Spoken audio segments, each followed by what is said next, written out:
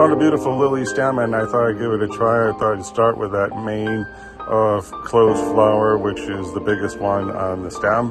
So to begin with, I could not really get a color match, and so I was trying to get approximate color values in relation to each other.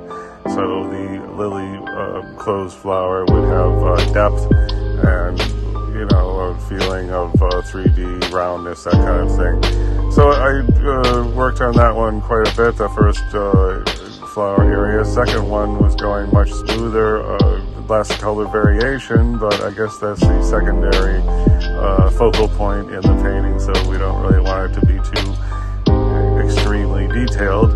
Also painted a bunch of leaves there. There's like 20 more leaves on the stem, but I had to select, you know, a few leaves to, you know, say hello, I'm a leaf, but not really get into the whole thing.